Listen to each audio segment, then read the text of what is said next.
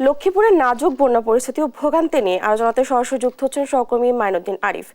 আরিফ, আপনি আগেও যেমনটা জানাচ্ছিলেন আমাদেরকে লক্ষ্মীপুরে বন্যা পরিস্থিতির অবনতি হচ্ছে, এ নিয়ে বিস্তারিত আমাদেরকে জানাবেন। দাঁড়া, লক্ষ্মীপুরের অবস্থা আসলে একেবারে খুব শোচনীয়। অর্থাৎ প্রতিদিন যেহেতু পানি বাড়ছে, সে পানি বাড়ার ফলে বাড়িঘর যতটুকু ডুবেছে আরো বেশি ডুবতে শুরু করেছে এবং এখানকার মানুষজন যে খাবার বা একটু বিশুদ্ধ পানি সেগুলো পাবে তার কেমন কোনো কিছুই পাচ্ছে না। এবং আমরা প্রত্যেকটি এলাকা ঘুরেছি এখানকার। আমি এখন যেখানে আছি এটি হচ্ছে দিগুলি ইউনিয়ন, অর্থাৎ লক্ষ্মীপুর দিগুলি ইউনিয়ন, যেটি মানদারির পূর্ব বাজারের পাশেই। সেই এলাকার প্রত্যেকটি বাড়িঘর ডুবেছে এবং বিল্ডিং যে ঘরগুলো রয়েছে সেগুলোর ভিতরে পানি ঢুকেছে। এখানকার প্রত্যেকটি মানুষ এই মুহূর্তে অসহায় হয়ে পড়েছে। তারা খাবার পাচ্ছে না, শুকনো খাবার কিংবা পানি কোনো কিছুই তাদের খাবার পাচ্ছে না এবং তারা খাবারের সন্ধানে ছুটছে এবং বিভিন্ন যে ত্রাণের যে গাড়িগুলো আসছে সেগুলোর পেছনে পেছনে তারা দৌড়াচ্ছে। কিছু ত্রাণের গাড়ি আসলো, সেগুলো যেদিক দিয়ে একটু পানি কম সেদিক দিয়ে সেগুলো চলে যাচ্ছে। আমরা একটু একজনের সঙ্গে কথা বলি।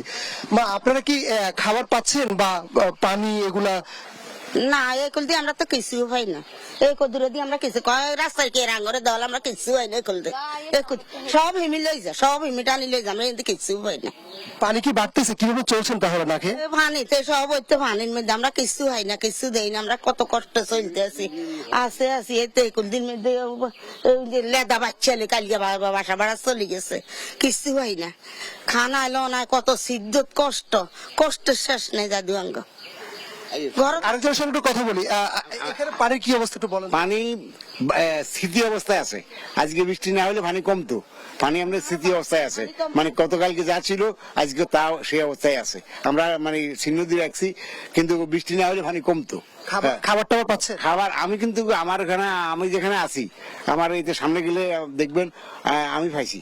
আমি মিথ্যা কথা বলবো না, আমি অনেক খাবার পাইছি। হ্যাঁ, হয়তো অনেকেই পায় নাই আর কি।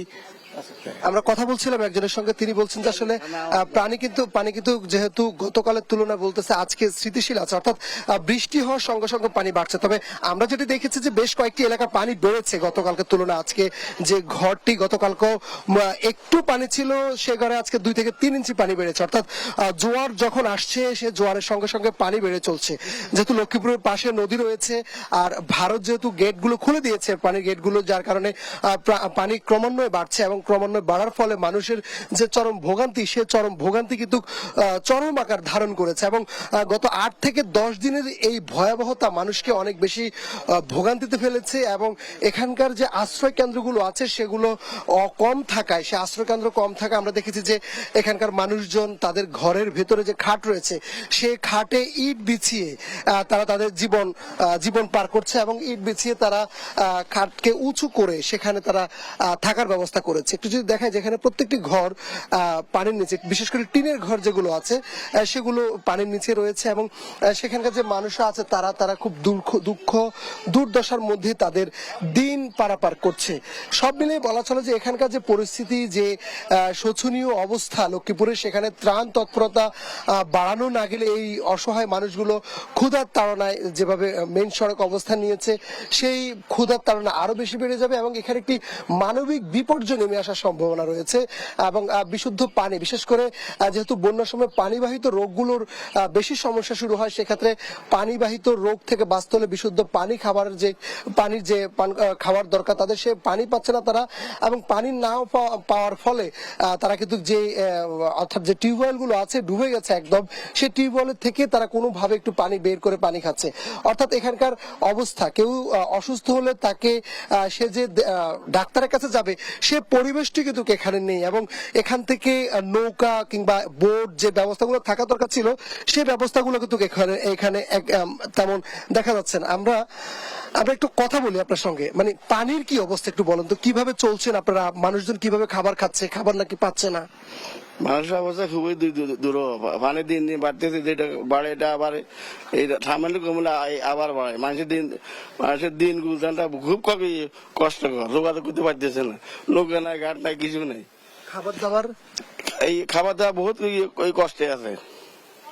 মানে বিভিন্ন জায়গা থেকে ত্রাণ আসছে না? ত্রাণ আসে সামান্য, এটাতে কিছুই নেই।